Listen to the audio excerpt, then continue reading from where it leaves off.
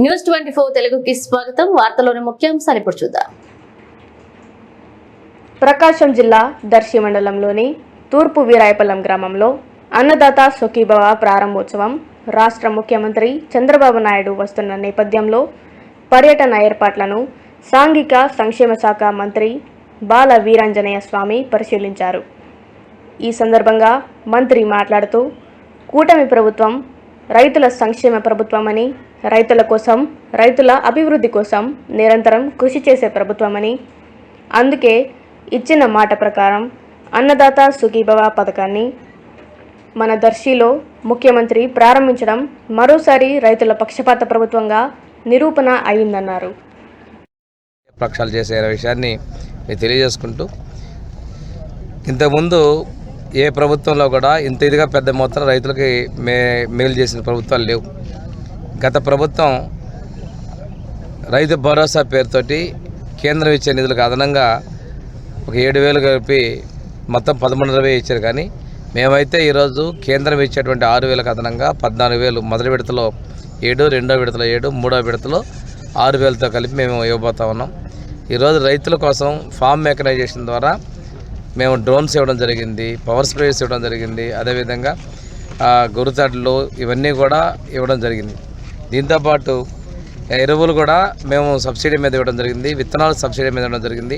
కష్టాల్లో ఉన్నటువంటి బర్లీ పొగాకు రైతులను కూడా 20 మిలియన్లు ప్రభుత్వం కొనుగోలు చేయడం జరిగింది.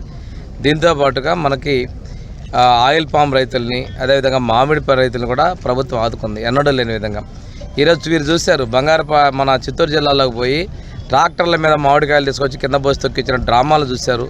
ఈరోజు గొగ్గలు పెడుతున్న వాళ్ళు చూశారు. కొంతమంది మాట్లాడుతున్నారు, ఏం చేశారు మీరు, ఏం హామీలు ఇచ్చారు మీరు అంటున్నారు. ఈరోజు బొత్స సత్యనారాయణ గారు మాట్లాడుతూ ఉన్నారు. వాళ్ళకి ఒకటే చెప్తా ఉన్నాం, అన్నాథ క్యాంటీన్ ఎందుకు మూసేసావు నువ్వు?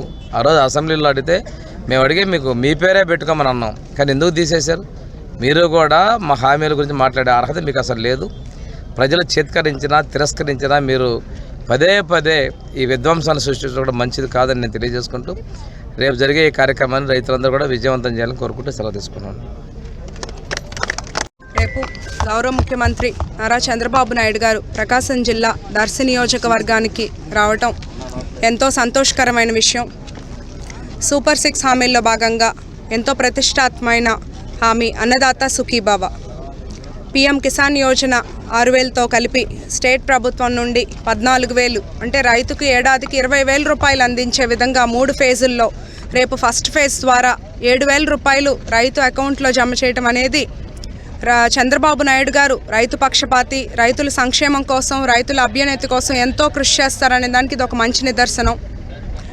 రైతాంగం బాగుంటేనే రాష్ట్రం బాగుంటుంది అని నమ్మే వ్యక్తి గౌరవ ముఖ్యమంత్రి చంద్రబాబు నాయుడు గారు. ఇచ్చిన హామీలను నిలబెట్టుకుంటూ అటు ఒకవైపు అంతే రాష్ట్ర అభివృద్ధి కోసం ఎంతో కష్టపడుతున్నారు.